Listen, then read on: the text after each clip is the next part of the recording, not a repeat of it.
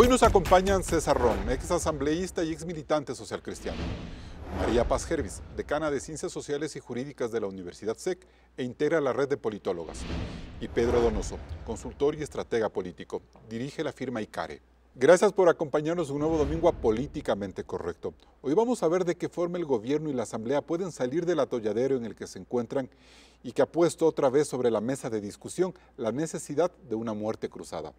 A lo largo de este programa, los panelistas enfocarán esta crisis desde 4 conceptos clave que Claudia Roura nos ayudará a despejar. Carlos, empecemos por el primer concepto. Las amnistías tramitadas por la Asamblea, en lugar de generar concordia, nos polarizaron de nuevo.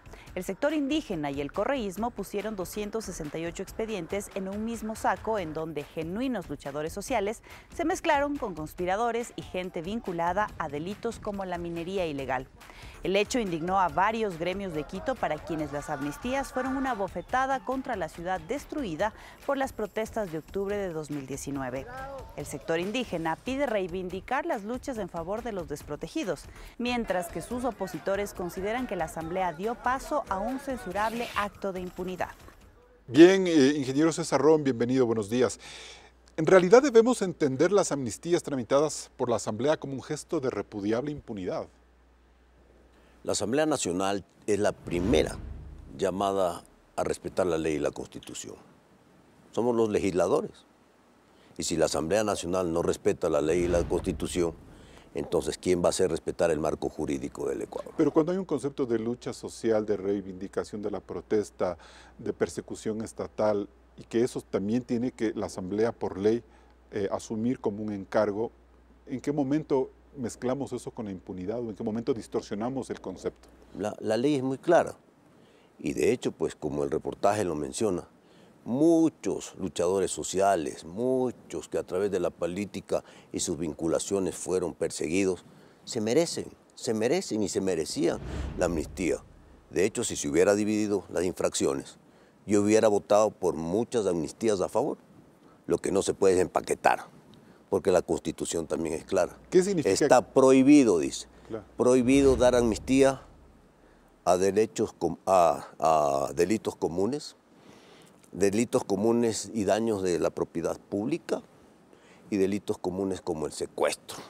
Prohibido. Entonces, eso no podía estar empaquetado. El momento que se empaqueta una amnistía en términos generales, resulta pues que estamos logrando impunidad en el Ecuador y no vamos a buscar la paz social a través de la impunidad. Porque ya estamos viendo que otros sectores se han levantado. Porque entonces mañana dicen, no, aquí no pasa nada, ahora, volvamos a quemar Quito y entonces... Ingeniero, pero ¿esto es lo que a usted le motiva a renunciar? No, hay varias cosas. ¿Pero esta es una de ellas? ¿O? Claro, esta es una de ellas. ¿Ya? Porque la Asamblea está desconectada con la realidad nacional. En la Asamblea no se hacen las leyes que se tiene que hacer, la Asamblea no respeta la ley ni la Constitución. Y cuando usted no está sintonizado con lo que se necesita fuera en la calle, ¿no? Y está encerrado en 4 paredes, cuando nos matan todos los días afuera, y no somos capaces como Asamblea en 10 meses de hacer una ley para el uso progresivo de la fuerza, para generar un marco jurídico institucional, para que policía y Fuerzas Armadas puedan actuar con contundencia, ¿de qué estamos hablando? Ahora, Pedro Donoso, pero para ti esta es una discusión binaria en la que ha caído el país frente al tema de las amnistías, que un poco marca el desencanto de muchos sectores de la sociedad.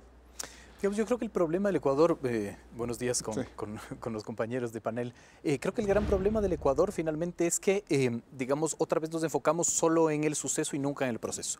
El Ecuador está en un proceso ahorita de disputa en donde semiotizamos todo el rato estamos semiotizando, ¿no es cierto? Y el problema es que nada ha sido trabajado a profundidad. Las amnistías no son un hecho aislado, es un proceso de un montón de cosas, ¿no es cierto? Uno de ellos es octubre, ¿no? Hay que recordar que menos del 25% de los amnistiados pertenecieron a octubre, entonces reducir finalmente el tema de las amnistías de octubre es un error político, ¿no es cierto? Pero está Isa, pero está Vargas, de acuerdo, está Paola Pavón. Totalmente de acuerdo, o sea, 25%, ¿no es cierto?, de las está amnistías. Como el jamón del sándwich. Pues. Claro, pero el problema es que la sociedad solo se queda otra vez en el suceso y no en el proceso, ¿no es cierto? Y eso es grave. Vamos al contexto, digamos, ya mucho más general, que tiene sentido lo que voy a decir, digamos. El Ecuador está viviendo una crisis de institucionalidad, ¿no es cierto? De institucionalidad, pero además y un profundo pesimismo, que creo que es clave para entender la realidad, ¿no es cierto? Y la Asamblea Legislativa no está aislado, ¿no es cierto? El 70% de las instituciones de control en el Ecuador están encargadas. Es una demostración de desinstitucionalización profunda.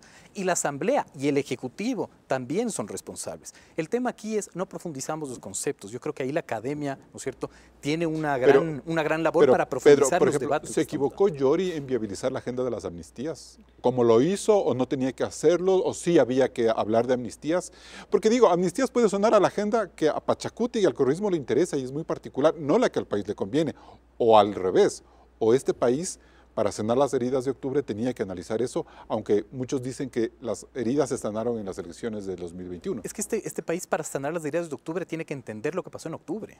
En octubre pasaron muchas cosas. No vinieron movimientos sociales a destruir Quito solamente o no solamente hubo represión. Pasaron muchas cosas. ¿Qué pasó, por ejemplo, con los conductores de Uber venezolanos que estuvieron privados por su libertad y les acusaron de tener fotografías para atentar contra la vida del presidente? ¿Qué pasó con eso? Es decir, hay tantas incógnitas con octubre, ¿no es cierto? Y no se resolvió, digamos, el debate sociopolítico que octubre merecía. Y yo creo que las amnistías son consecuencia de eso. Ahora, pero María Paz, entonces, debemos quedar en la idea de que las amnistías fueron un lavadero de cara de los prontuarios. También. Es decir, coincido en que el tema es mucho más complejo, en que hay muchos temas, muchos cabos sueltos, muchas cosas por resolver. Pero sin perjuicio de eso, no podemos negar el hecho de que las amnistías representan impunidad, que las amnistías representan mayor fraccionamiento, mayor dolor, que el mensaje de las amnistías, aun cuando sea un 25%, pero nos dicen que octubre no pasó, que aquí no ha pasado nada, aquí ya nos olvidamos de todo. Pero ese señor Rafael Lucero, Salvador Quispe, y se ha dicho, a nosotros los quiteños nos han felicitado por las gestas de octubre. O sea, un sector, el más empobrecido quizás, está de acuerdo con lo que hicieron. Entonces, ¿para quién es el dolor? Ellos dicen. Yo no he visto datos, es que hay datos que me demuestren que la gente está muy satisfecha y muy contenta con la quema de llantas, con el secuestro de periodistas y de policías televisado, se violentó a mujeres policías, hubo acoso sexual, fueron víctimas de una serie de vejaciones. Yo no he visto esa data donde me cuentan que realmente los quiteños, un porcentaje importante y más aún establecer que la gente de los sectores menos favorecidos se siente muy satisfecha y muy identificada con esas prácticas, no sé, no lo conozco, pero aun cuando se sintieran, resulta que existe algo que se llama la ley. Me encantaría hablar del sentido común, del valor político, de la justicia, pero si no podemos hablar de eso, hablemos de la ley, pues. Y la ley transgrede muchas veces la protesta social y hay que entender que esas transgresiones a la ley a veces son necesarias, ¿o no? Digamos, sí, no, en la convivencia, ¿no es cierto? Puede ser un sacrilegio lo que voy a decir, ¿no es cierto? Pero la ley tiene de una u otra manera, ¿no es cierto?, un límite. Hay una frase, no recuerdo de quién, que dice, las leyes se construyen en época de paz, ¿no es cierto?, para que los hombres no se maten en época de guerra, en efecto, digamos. Pero la ley no te va a dar la válvula de escape que te da la política. La política es la que establece, digamos, válvulas de escape para que pueda haber, digamos, libertad. En lo que dice un poco la doctora aquí, ¿no es cierto? Yo tampoco veo encuestas en el otro lado. Yo tampoco veo, digamos, que los quiteños, yo no tengo esa data, rechacen finalmente lo que pasó en octubre. Porque en octubre pasaron muchas cosas. Click Report, en medio de las protestas, sostenía que el 60% de las personas estaban de acuerdo con la protesta. Entonces, hay cifras, hasta que destruyeron el centro de la ciudad. No necesariamente. Entonces, hay que identificarlo, hay que analizarlo y hay que entenderlo. Pero entonces, ¿sirvió como válvula de escape, como medida de calmar las tensiones, ingeniero Ron, lo que hizo la Asamblea, o terminó echando más leña al fuego? Carlos, yo quiero recordar algo. Yo fui miembro de la comisión de la Asamblea anterior que analizó los hechos de octubre. Y yo fui el único que no firmó ese informe, porque el informe fue un informe tibio, ¿no? Y hoy vemos los resultados de ese informe, donde no se establecieron las responsabilidades políticas para el gobierno y la Asamblea, un gobierno que no sociabilizó lo que tenía que haber sociabilizado antes de tomar una medida tan drástica como el alza del precio de los combustibles, que es el argumento primario de la protesta social, una Asamblea que no defendió la democracia y una CONAIE que levantó una protesta social y que no la pudo controlar, y que hoy se quiere presentar octubre del 19 como la independencia del Ecuador. O sea, usted me quiere decir que si, por ejemplo, María Paula Romo tuviera mayoría en este momento en la Asamblea, ella hubiera, por ejemplo, logrado, o sea, es como si a ella se le beneficiaría con unas amnistías en este momento, como sí está pasando con los líderes de la CONAIE, que porque sí tienen una mayoría en la Asamblea pueden acceder a ese privilegio. Bueno, es que la política no puede ser que todo vale en la política. La política no puede ser la válvula de escape al todo vale. La política también tiene reglas y tiene códigos. Y el primer código que hay que tener en la política es el respeto a la ley y a la Constitución. Porque si no respetamos la ley y la Constitución, entonces, ¿de qué estamos hablando? Hasta para protestar por una medida económica durísima como la que fue en octubre. Protestar, porque la Constitución sí nos permite la protesta social sin violencia. Entonces aquí dice, todo el mundo se escuda ahora, es que hubieron infiltrados. En Quito hubieron infiltrados, porque los infiltrados de Quito que ya no pudieron controlar, quisieron tumbar al gobierno. Aquí hubo sedición, aquí la protesta social quería llegar más allá. Hubo infiltrados cuando entraron a las florícolas, hubo infiltrados cuando dejaron a la ciudad de Ambato 300.000 habitantes sin agua durante 7 días, hubo infiltrados cuando manosearon y ultrajaron, porque la doctora ha sido muy buena en sus palabras, cuando ultrajaron a las policías mujeres. Aquí en el Ecuador tenemos que hablar las cosas como son. Perfecto. Pero, María Paz, hay, por ejemplo, una declaración del ex general de la policía, Carrillo, que dice, bueno, el gobierno también se olvidó de nosotros. Y creo que Lasso se olvidó de tramitar este tema de las amnistías o de darle la importancia que tenía y esperar a que todo se consume y no haber abogado por ellos también. Eso es un error de Lasso. A ver, yo quiero quedarme quizás, Carlos, si me permites, en un poco la discusión de las amnistías, porque parecería que aquí nos dividimos entre buenos y malos, si la gente está feliz o está en contra. Hemos llegado a un punto también de elevar a un nivel sublime la protesta social que es legítima, y todo es protesta, no todo es protesta, ¿ya? Creo que tenemos que hablar, y yo sí creo que la herramienta es la ley que no es ciencia exacta, ¿no es cierto? Pero decir que cuando se infringe, cuando estamos hablando de hechos violentos, violencia contra la persona, contra los bienes, eso no podemos asimilarle a protesta social. Entonces nadie cuestiona la institución política de la amnistía. Ojo, la amnistía es una institución política que tiene consecuencias jurídicas, por supuesto, que es legítima, que es necesaria, pero no siempre. Y creo que sobre eso es lo que hay que hablar.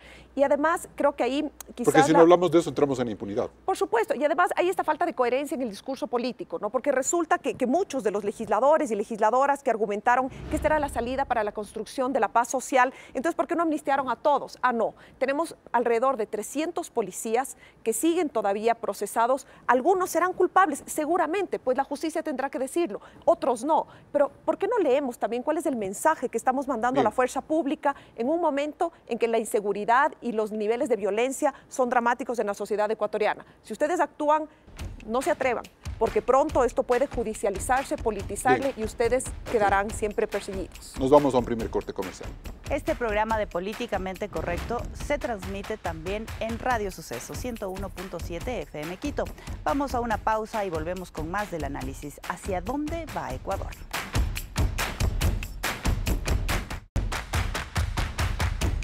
Nada garantiza estabilidad política a Guadalupe Llori como presidenta de la Asamblea.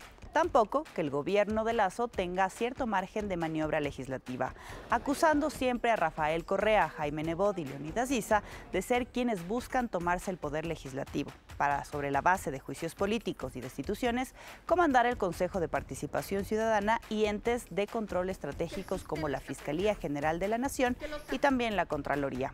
Las alarmas suenan por todas partes y ahora no solo la oposición y sectores afines al gobierno piden al presidente Lasso llamar a muerte cruzada y con ello resetear la democracia.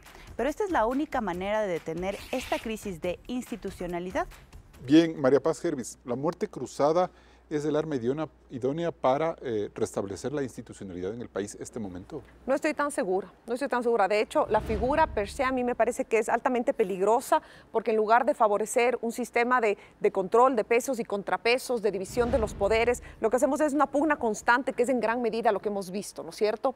Lo que nos pasa muchas veces en el Ecuador es que nosotros carecemos de esta lógica de representatividad, ¿no es cierto? En otras palabras, el problema que tenemos es la calidad de los representantes que tenemos en general, con honrosas excepciones, y eso no se cambia por una nueva consulta. ¿Qué pasa si el día de mañana se manda a la Asamblea a la casa? Ahí me atrevo a decir, igual sin números, que eso daría mucha satisfacción a una gran parte de la ciudadanía. pero resulta que en 6 meses tenemos que llamar nuevamente a elecciones. ¿Quiénes van a ser los candidatos y candidatas? Si no ha cambiado la fórmula de representación, si no tenemos unos partidos políticos mucho más democráticos y cercanos a la ciudadanía, es simplemente postergar temas de tiempo. El problema es que Lasso tiene 3 años y 2 meses más para gobernar con una asamblea con la que prácticamente cada ley que se pretende aprobar lleva unos desgastes increíbles. Por supuesto. Entonces, ¿aguantará un presidente una asamblea de esa magnitud durante 3 años más? Es complejo y claro, la muerte cruzada vista como una manera que significaría que tenga 6 meses más o menos el presidente para gobernar y después ¿qué viene? Con los índices que tiene, con esas decisiones dramáticas que se han tenido que tomar en unos casos, con algunas decisiones no aceptadas donde ciertos sectores de la ciudadanía perciben como una traición en las ofertas de campaña, ¿va a volver a la presidencia? Seguramente no. ¿A qué nos enfrentamos? Yo creo que también ahí a los políticos y políticas les falta un poco jugarse la camiseta, ¿no? Ya llegaron, perfecto. Pues ahora hay que pelearla y pelear implica alcanzar negociaciones políticas y yo creo que eso no hemos visto todavía que ocurra en gran medida. Sí. Por eso usted no es muy favorable de que haya ahorita una muerte cruzada, ingeniero Ron, sino una consulta popular, pero eso no es más enredado. Pero yo planteo la muerte cruzada con reforma. Al mismo tiempo. Claro, es que si no hay reforma es lo que dice María Paz. Pero ¿cómo sería? El país no puede, después de 6 meses ir a elegir lo mismo, lo que no funciona, lo que no genera paz social, lo que no genera institucionalidad. No hemos resuelto el problema del país. Lo que nos hemos olvidado de analizar en el Ecuador es lo de fondo. Ya se toca aquí. ¿Qué es lo de fondo? ¿Cómo construimos una mejor gobernabilidad? De acuerdo, ingeniero, después de 40 años la unicameralidad no funciona. Pero ¿cómo sería la figura? Es decir, por ejemplo, me voy a la muerte cruzada, destituyo a la asamblea, esa asamblea se va a la casa, yo me quedo gobernando solo. ¿En qué momento meto la reforma política? Le voy a dar mi visión. Se cierra la asamblea, ya no hay asamblea. Ya, ok. ¿Cómo hacemos la reforma que estamos hablando? La reforma se hace porque hay un dictamen de la Corte Constitucional del año pasado que calificó, ¿qué reforma? Eliminar el Consejo de Participación Ciudadana. La bicameralidad, reduciendo el tamaño de la Cámara Baja a 95 y elecciones en segunda vuelta. Eso es lo que hay que plantearle al país. Y entonces no podemos ir a un proceso electoral de reforma sin reforma. Pues vamos a la muerte cruzada, perfecto, pero primero la reforma, porque si no, ¿de qué estamos pero hablando? Esa reforma, de lo mismo. Pero esa reforma solo es cuestión de aplicarla la que diseñó la Corte Constitucional, o sea, la que aprobó, la que tramitó. ¿O qué tendría que hacer el presidente para que ese estatuto sea validado y podamos votar en función de esas reglas? El gobierno como colegislador que pasa a ser el presidente de la República y que además ya ha disuelto el Congreso, puede gobernar por decreto. O sea, un decreto ley poniendo una reforma política. Ley, pero en este caso, como hay un dictamen de la Corte Constitucional y estamos dentro de un Estado de Derecho, porque todo lo que estamos hablando está dentro de la Constitución y la ley. Entonces, muy bien, antes de poder aplicar las elecciones de la muerte cruzada, antes ya tiene que regir ese decreto ley. Vamos nosotros a preguntarle a quién, al soberano, y esto es lo que le vamos a preguntar. Y después de la consulta, cuando el pueblo ecuatoriano aprueba la reforma, entonces sí vamos a una elección. Entonces esa consulta popular se tendría que dar con un presidente que tiene los poderes y ya no la asamblea, y sin asamblea, ¿no es cierto? En esos 6 meses. Pero con Corte Constitucional. Exactamente. Bien, Pedro Donoso, ¿es un camino inteligente ese? Digamos, el grave problema del Ecuador es que es gatopardista por excelencia, ¿no? El Ecuador es verdaderamente el país en donde cambia 360 grados. O sea, parte de un punto y regresa al mismo punto siempre. Es decir, hemos explorado todas las recetas del mundo. Unicameralidad, que la asamblea... Bueno, la bicameralidad hace 60 años, pues. Pero, sí, de acuerdo, pero lo hemos probado igual. Claro. Es decir, al punto que yo voy es que finalmente los instrumentos son instrumentos. La política es de comportamientos, ¿no es cierto? No importa qué instrumentos tengas finalmente. Porque la pregunta es, ok, se elimina el Consejo de Participación Ciudadana, ¿quién elige a las autoridades de control? La asamblea. Entonces, o el Congreso. Y fue exactamente lo que se quiso evitar con la cuestión del 2008. Y lo que se está queriendo hacer ahora, pues, destituirse en el Congreso a las entidades de control para controlar el Consejo volvemos y a través de eso... Y volvemos al mismo punto que no es una válvula de escape finalmente para resolver la gobernabilidad. Hablando de muerte cruzada específicamente, la gran pregunta es ¿a quién beneficia? Yo, digamos, dos niveles. A diferencia de varios criterios de varios analistas, creo que la muerte cruzada sí es una válvula de escape institucional, ¿no es cierto? Es decir, que te ayuda, ¿no es cierto?, a que las tensiones políticas no solamente se trasladen y se extrapolen a la calle. Eso es el primer punto. Y el segundo punto, yo creo que el gran beneficiario, aunque suene raro, es el gobierno con una muerte cruzada, ¿no es cierto? Porque a pesar de que te pueden decir que las cifras, digamos, de aprobación no son buenas, pero vas a tener 6 meses, digamos, para crear las condiciones y además, ¿quién es el único candidato claro, digamos, para una elección presidencial? Es Guillermo Lasso. Yo pregunto cuál sería el candidato de UNES, por ejemplo, o de Revolución Ciudadana. No tienes claro. O del socialcristianismo. O el Partido Socialcristiano tampoco hay claridad, digamos, ¿no es cierto? Es decir, creo que la muerte cruzada sí beneficiaría al gobierno. Lo contrario es lo que yo le decía a María Paz hace un momento, es tener un presidente zombie 3 años que trate de ver cómo le ven la asamblea y qué más puedo negociar. O sea, ya negoció el tema de Glass, que medio no quedó claro en qué terminó eso, ahora son las amnistías, en la próxima ley qué será, entonces... Pero además, más allá de la conveniencia que acabo de escribir o no, para mí la muerte cruzada es un escenario a mediano y largo plazo, por lo que tú sostienes. Es decir, no puede el gobierno de Lasso, además con su incapacidad de operación política, gobernar con esa asamblea, porque otra cosa sería que el gobierno de Lasso entienda que la proactividad es una herramienta política importante. Pero sí tiene chance este momento, por ejemplo, de restablecer canales de comunicación con los socialcristianos o con los indígenas. Yo creo que está roto finalmente porque el gobierno cometió el más grave error, que fue renunciar a la alianza natural. Ya. Es decir, renunciaron a su alianza natural con el Partido Social Cristiano.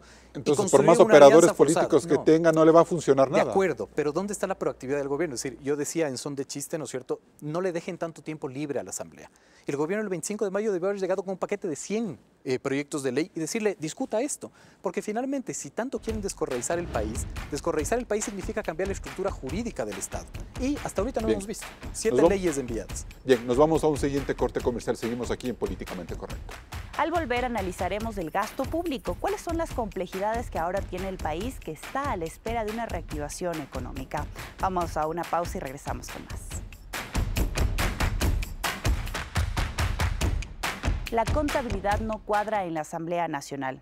Dentro de los bloques hay todo el ánimo para derogar la reforma tributaria que le da al Estado 700 millones de dólares anuales y a la vez aprueba un alza de salarios a los docentes públicos que junto a sus jubilaciones anticipadas suponen un egreso de 2.800 millones.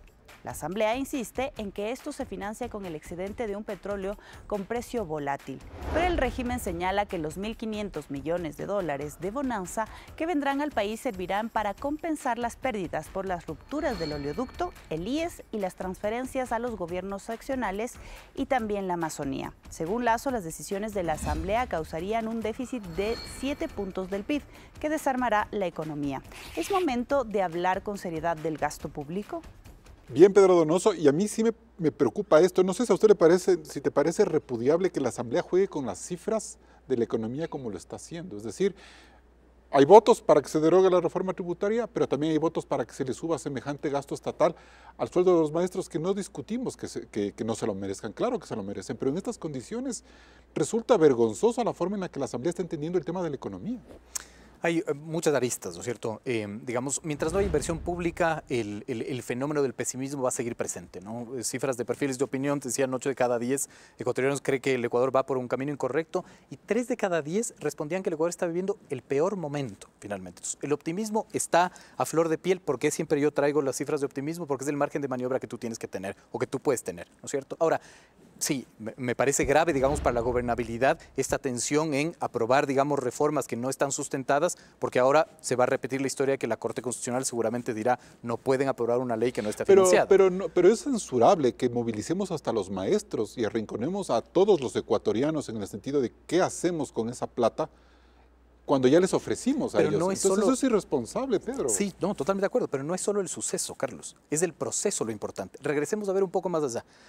Guillermo Lasso, en segunda vuelta, nosotros construimos un indicador muy interesante que decía la relación más votos es inversamente proporcional a la gobernabilidad. Guillermo Lasso ofreció mejores sueldos a los maestros.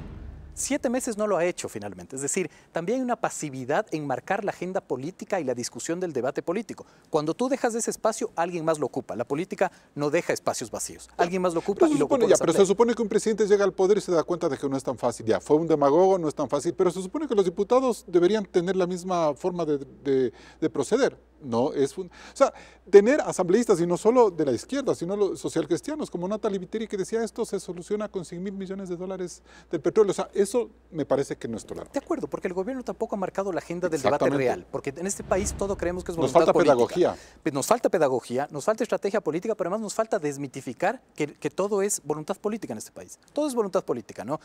Se aumenta el precio del petróleo y entra automáticamente el dinero a las arcas fiscales. No funciona así.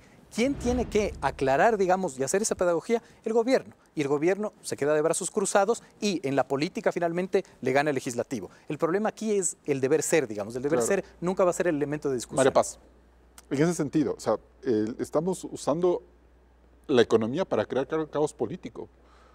Porque yo sueno como desquite, ¿no? Ahora me desquito con el presidente y le meto este billete de 2.800 millones de dólares allá, que vea cómo se lo saca. No, definitivamente, el desprestigio de la Asamblea Nacional no es de gratis, ¿no es cierto? Se esfuerzan. Esas voces que cada vez más dicen, mándenles a la casa, muerte cruzada, deriva de eso, ¿no? Yo aquí quiero abordar dos niveles. Por un lado, el pesimismo a quien hace referencia, a lo que hace referencia Pedro. Claro, evidentemente también tenemos que entender que el Ecuador no está aislado del mundo, ¿no es cierto? Es un contexto global complejísimo. Ya no podemos solo hablar del tema de la pandemia, que es real, sino también estamos en un momento de guerra. Entonces, la sensación como eso permea en todos los niveles de la sociedad, yo como docente universitaria, quizás el trato es con la gente más joven, ¿no es cierto? ¿Cómo percibimos eso? Y ahí sí me sumo a que vemos esa ausencia de liderazgo y de capacidad de articulación política del gobierno nacional. Por eso yo insisto en que no es un buen momento para la muerte cruzada. ¿Y a qué me refiero? Sobre la mesa hay una agenda complejísima que no se debate, que no se delibera. Tuvimos el caso de las leyes que se pasaron sin consultar con los gremios. Vemos que tampoco ha tenido habilidad de acercarse a los gremios. Esperemos que haya aprendido la lección, ¿no es cierto? Y ahora viene, también, en ese plano viene la reforma laboral. Claro, y son varias aristas, porque también veamos lo que acaba de pasar con la ley de interrupción voluntaria del aborto. Ahí existe un malestar social donde no es solo parecer que es un tema de mujeres, un problema que nos ocupa a las mujeres, es un problema que ocupa a la sociedad, es un problema... Al país entero, pero a las nuevas generaciones, porque aquellas esos son los personas temas comprometidas con los derechos humanos. Es el no querer entender el Ecuador donde estamos, es no saber cuáles son los índices de pobreza, cuál es la condición de las niñas, de las mujeres en el Ecuador. Y también veo una incapacidad muchas veces de comprender los dictámenes de la Corte Constitucional. Entonces yo creo pero que también ahí, la realidad de la economía, pues María Paz, o sea, esa también es por supuesto, es que por eso es tan complejo gobernar y por eso son muy pocos los que llegan y por eso somos muchos quienes les damos el voto de confianza, porque quien llega a gobernar no puede únicamente apegarse a las opiniones personales, a lo que le gusta ver, a lo que viene haciendo, sino que tiene obligación de ver la película completa. Ahora, ingeniero Ron, ¿una reforma política que vuelva a bicameral la Asamblea puede solucionar problemas como la irresponsabilidad de los políticos al tratar los presupuestos del Estado, por ejemplo? La irresponsabilidad de los políticos es responsabilidad de los políticos. ¿Cómo se mejora eso? Pero es, un senador irresponsable es lo mismo que un diputado irresponsable. Subiendo pues el nivel, pues, porque vamos a lo que existe. Vamos a lo que existe. 18 años y no tener problemas con la justicia. Y usted puede ser asambleísta. Experiencia, no, porque es discriminatorio. Título académico, no, porque es discriminatorio. Entonces, usted para nombrar un juez de la Corte de Justicia necesita tener un título académico, tiene que ser abogado, pues, doctor en jurisprudencia, al menos. Pero para ser legislador, que es el que hace las leyes, nada. Ese es el Ecuador. Pero, ingeniero Ron, Miguel Yuco no se merecía ser diputado porque es un humilde artesano. No. Entonces, si usted le pone un candado de ese tipo, él no puede ser diputado. No, pues por eso tiene la Cámara Baja. O Lazo presidente. Por eso tiene usted la Cámara Baja y la Cámara Alta. Ya. Las dos cámaras no pueden ser iguales. La Cámara Baja sigue siendo la Cámara que no tiene pues estas restricciones, donde puede ir todo el pueblo sin ningún tipo de discriminación. La Cámara Alta tiene que tener la vara más alta, porque si la Cámara Alta va a ser igual que la Cámara Baja, mejor dejemos las cosas como están y atengámonos a las consecuencias. Estamos hablando de reformas, estamos hablando de buscar mecanismos para la gobernabilidad, para el futuro del país, porque si no construimos acuerdos para la gobernabilidad, no hay futuro. Y yo le voy a decir cuál va a ser el detonante en la próxima asamblea. Esto es la próxima semana nomás. Si no se aprueba la ley de emergencia económica, la ley de inversiones, que tiene como objetivo dos cosas, traer capitales y generar trabajo para esos 7 de cada 10 que no tienen trabajo. Entonces, ese será el detonante, pues, porque entonces a la Asamblea no le calza nada. Y si a la Asamblea no le calza nada, ¿qué le queda al gobierno? seguir calándose una asamblea los próximos 3 años? 38 meses. ¿Los próximos 3 años? ¿O estar esperando que en una de esas que se queda dormido el gobierno le hacen una mayoría y entonces ni siquiera le llaman a juicio político al presidente, sino que aplican el 130, que es más directo? Pues. ¿Y usted teme que eso suceda? Convulsión nacional. ¿Usted teme te fuiste. Que eso suceda? Con convulsión nacional, 92 votos, te fuiste a la casa. Aquí hay que tener la lectura. Esto es política, Carlos. Aquí lo que no podemos ser es ni puritanos ni ingenuos. Y el juego de la política es un juego de ajedrez. Ya, entonces, una reforma política permitiría ordenar mejor ese debate parlamentario. Es que si no ordenamos el debate parlamentario, regresamos a lo que comentamos hace un momento. Ok, se está luchando porque hoy quiero tener el control de nombrar las autoridades de control. Claro, eso ha tenido siempre la Asamblea. Hoy se quitó eso por el Consejo de Participación Ciudadana. Mañana va a juicio político el Consejo de Participación Ciudadana. No hay Consejo de Participación Ciudadana. ¿Quién nombra las autoridades de control? ¿La Asamblea unicameral? Una asamblea, eso es lo que tenemos ahorita, pues. La Asamblea unicameral va a nombrar las autoridades de control. Muy bien. ¿Y entonces cómo va a ser nuevamente? Regresamos al toma daca, pues.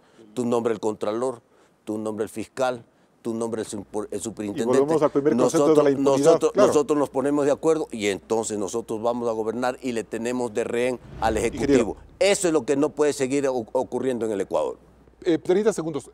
¿Ustedes temen lo que dice César Ron, de que 92 votos pueden destituir al presidente si las condiciones se presentan?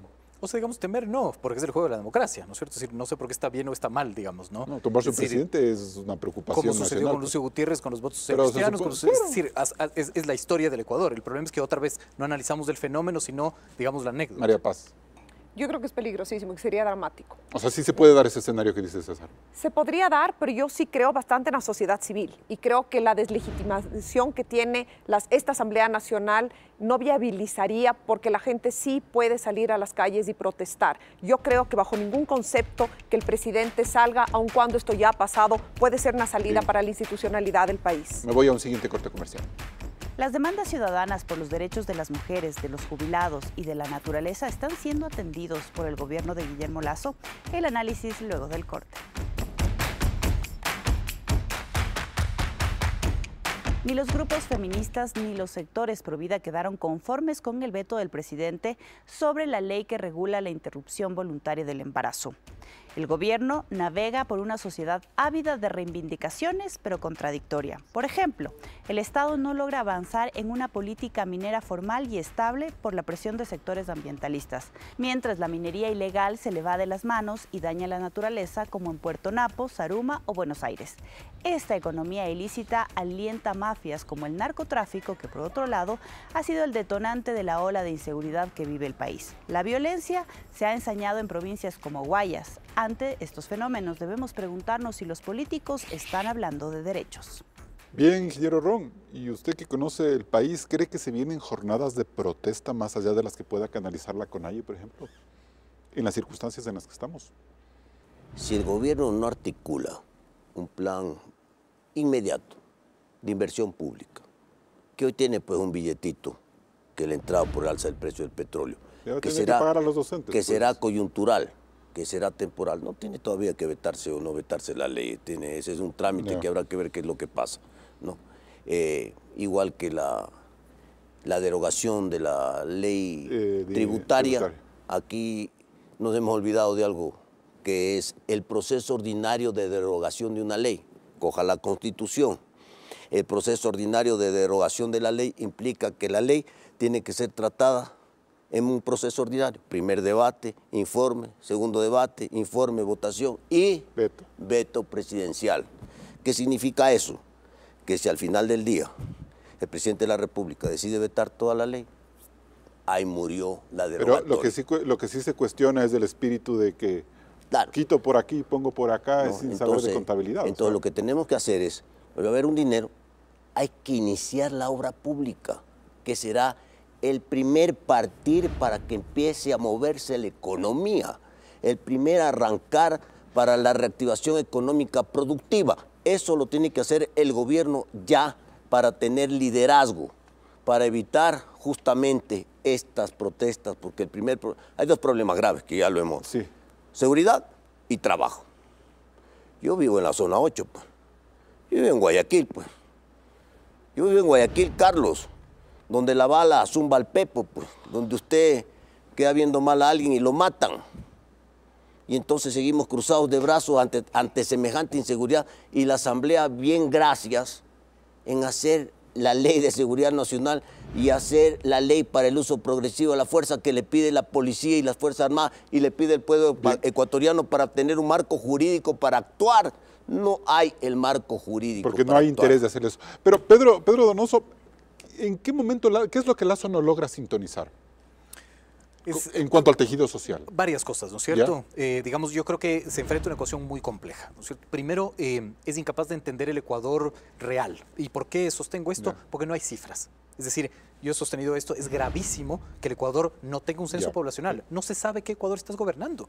Han pasado 10 años, 11 años, ¿no es cierto? Y una pandemia de por medio, entonces no sabes cuál es el Pedro, Ecuador hay real. un Ecuador que te legisla desde la Corte Constitucional y desde muchos sectores formales para que no venga inversión minera formal, mientras desbaratamos la Amazonia con la complicidad de muchos ambientalistas. Perdóname que te digas. Entonces, ese es el Ecuador real. Totalmente de acuerdo. Sin embargo, digamos, el segundo elemento que quiero poner sobre la mesa es el pesimismo que ya lo había dicho. Y el segundo y el tercero es la confianza interpersonal y la confianza hacia las instituciones. Es una ecuación, digamos, social bastante compleja. Pero si ponemos sobre la mesa, ¿no es cierto? Yo no soy capaz de reconocer 5 políticas públicas de este gobierno. ¿Ya? Soy incapaz de hacerlo.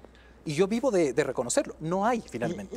Y esa falta de reconocimiento es lo que le tiene a la gente yo creo protestando, que sí, como sumando que finalmente a la huyendo una olla ahí. de incapacidad de tener una inversión pública, ¿verdad? Pero ¿crees que de una u otra manera el tema de la delincuencia, por ejemplo, solo se resuelve con, digamos, política pública relacionada con policía y militares? No, no funciona así, digamos. No hay una política pública social en este país. ¿Qué es lo que sucede? 8% de los niños están fuera del sistema escolar, 32% de pobreza, 8%, 4% de desempleo. Es decir, hay una cantidad de indicadores sociales que te evidencian. Pero lo que dice César es que, bueno, mientras se avanza en eso, que nos tomará 10 años, Política hay que pública tomar decisiones actuales para que nos dejemos de matar, como dice... ¿Y dónde está la política pública del Ejecutivo? En una ley que no sale en la Asamblea. No, pues. porque la política pública no requiere solamente pero hasta que se dé lo otro, digo yo. Hasta que haya trabajo, hasta que haya nutrición. Pero o sea, pasarán 5 años. Pero no puede ser que el Ejecutivo diga, yo no puedo poner medicinas en los hospitales porque no hay una ley que me dicte la Asamblea. No existe política pública. ¿Ya? No existe política pública. Y el gobierno va a cosechar en el ámbito político su incapacidad de ejercer política pública. Aunque pensemos que cuando cede el presidente ante las presiones de la calle es como caer en el populismo. Es No, decir, para nada. salen a protestar, entonces retrocedo y acepto lo que me dicen para que no me compliquen la gobernabilidad. Depende qué cosa, ¿no es cierto? Por ejemplo, yo pensaría que este tema del alza de salarios podría verse así, ¿no es cierto? Porque Van a vemos que salir los docentes. no es una decisión macro, no es una decisión, no vemos las estadísticas, no vemos sobre la base de qué, no vemos de dónde va a venir, pero no podemos tampoco mitificar lo que implica escuchar a la ciudadanía. Eso también es el arte de gobernar, ¿no es cierto? Y en esa línea yo también veo 2 temas importantísimos que me preocupan a mí y son de medidas inmediatas y que sí creo que corresponde y que debe recaer sobre el presidente de la República. En el primer lugar tenemos la crisis penitenciaria cuando hablamos del fenómeno de violencia, ¿no es cierto? Es perverso y es ridículo poder culpar a un gobierno que está un año en una crisis que es estructural Pero del que Ecuador parece y que lo viene... controló ya, ¿no? O sea, desde noviembre acá, no sé, yo creo que ya medio ha controlado el tema de las cárceles, No pero sabemos. se trasladó la violencia a las calles. No sabemos por varias cosas. Primero, ¿Ya? porque no existe información clara, transparente, porque la política pública o lo que denomina política pública que sale a finales de febrero es un diagnóstico súper interesante, pero que igual carece de recursos. Si nosotros queremos entender la complejidad de la violencia, por poner uno de ejemplo de los tantos temas que son fundamentales, no podemos pensar en que va a controlarse la violencia si es que no atendemos, por ejemplo, esas inmensas jaulas humanas que son hoy día las cárceles. O para volver al tema de las calles, o sea, no trates la marcha del Día de la Mujer de la misma forma como si trataras una marcha que se quiere tumbar un gobierno. Pues. Eso me parece a mí que es una torpeza terrible, María Paz. Es dramático y en esa misma línea vamos al tema precisamente de los derechos, de sintonizar con la ciudadanía, ¿no es cierto? En el siglo XXI no podemos concebir un Estado donde no exista igualdad plena y eso no existe a partir de una ley, pero también necesitamos las leyes y esta era la oportunidad de oro que tenía el presidente, que tenía el Ejecutivo, que tenía el Gobierno Nacional de demostrar que realmente tiene sintonía con la realidad del Ecuador. El veto parcial a la ley de interrupción del aborto es torpe, es injusto, es inaudito, porque entre otras cosas desconoce la realidad de las mujeres, de las niñas del país. Y también hay aquí un tema que no es menor. Pero no hubo un veto total, y eso también hay que reconocer, María Paz. O sea, que también se jugó en la necesidad de equilibrar un poco las visiones del otro país que pide que, o sea, que se opone a ese tema del aborto. Es que aquí no se trata de un tema de simpatías o de antipatías. O sea, hay justamente un tema técnico. Precisamente ¿Ya? para gobernar tú tienes que tener el liderazgo, tienes que tener la fuerza y la decisión de hacerlo. Y aquí existen compromisos con los derechos humanos, existen o no existen, no hay puntos medios. Aquí yo no estoy por agradar a un grupo o un colectivo específico, aquí estoy por materializar el acceso a derechos. Y permíteme concluir con esto, que el mensaje, además de lo malogrado que es el veto, el mensaje que se da a las mujeres en el Ecuador es que a las mujeres no se nos cree, que las mujeres no somos iguales que los hombres, que las mujeres para ejercer un derecho necesitamos, además de denuncias, necesitamos declaraciones juramentadas. Eso es dramático, eso es perverso. César Ron, la forma en la que el presidente veta la ley del aborto es una forma de no entender el tejido social de este país. No, el presidente ha vetado la ley para ir en consonancia con el dictamen de la Corte Constitucional, que es inapelable y de última instancia. Estamos hablando de salvar un Estado de Derecho, que aquí todo el mundo se pasa la ley por encima. Hay un dictamen de la Corte Constitucional. La Asamblea, la Comisión de Justicia de la Asamblea, se extralimitó. No le dio orden a esa sentencia, que tenía la responsabilidad de ordenar esa sentencia para ordenar el país. Está en la reforma al Código Integral Penal, en el artículo 150, numeral 2, está ya el aborto por violación. Pero este no es un derecho, está en el Código Penal. Derecho que hay constitucional, uno solo, el derecho a la vida desde la concepción, porque yo estoy totalmente de acuerdo con todos los derechos que tienen que tener las mujeres y con toda la igualdad, pero también los niños que no tienen voz tienen derecho a la vida y derecho a nacer. Ahora, entonces, ese equilibrio lo establece la propia sentencia de la Corte Constitucional. Ahora, y eso es lo que ha César, hecho el gobierno. Un poco para volver a la parte inicial de este bloque, lo que decía Pedro hace un momento, es decir, no veo 5 políticas públicas claras de este gobierno, pero muchas de esas políticas públicas y de esa forma en la que la sociedad empieza como a calentarse, a molestarse por lo que está sucediendo, es responsabilidad también de la Asamblea, de que no está legislando con responsabilidad. La Asamblea es corresponsable porque no hace las leyes. La Corte Constitucional se ha extralimitado. Usted dice que ellos ahora legislan. Porque ahora ellos legislan porque la Asamblea no legisla. Entonces, el Ecuador está pasando por una situación tan grave en su institucionalidad que esto no puede seguir. Aquí no podemos hacer de la vista gorda y decir, a ver, presidente Lasso, gobierne con lo que tiene. Ahí hay unas leyes, ahí hay una constitución, gobierne con lo que tiene. Vea lo que hace, vea lo que puede hacer. Asamblea, ignórela, déjela ahí. Pero cuidado, se duerme, pues, como dijimos hace un momento, ¿no es cierto? Y la Asamblea reacciona y le tiene una sorpresa más grande que el Chimborazo. Entonces no podemos ser tan ingenuos en la política ecuatoriana. Nos vamos a un siguiente corte comercial. Entramos en la etapa de conclusiones. María Paz Gervis, ¿cuál es la manera políticamente correcta de despejar el bloqueo entre la Asamblea y el gobierno? Creo que es momento que la Asamblea Nacional escuche a la ciudadanía. Si bloquea al Ejecutivo, en lugar de tener réditos políticos, lo que va a conducirnos es a un fracaso como sociedad. Las rupturas no traen nada bueno. El Gobierno Nacional, con todas aquellas dificultades que enfrenta, necesita tener la posibilidad de legislar. Sin legislatura es imposible sostener un régimen democrático donde nadie gana, donde todos perdemos. Pedro Donoso.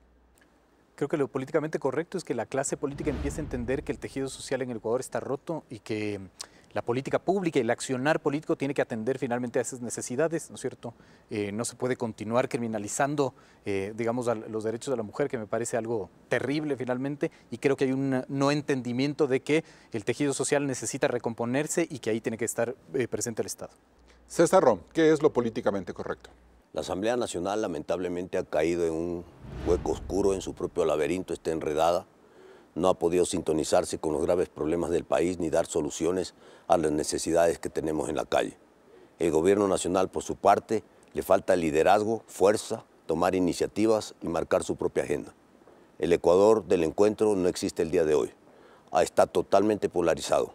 Y en esas condiciones, cuando vemos una Asamblea Nacional que no contribuye a la democracia, al desarrollo, a las leyes que necesita el Ecuador, es mejor que se cierre.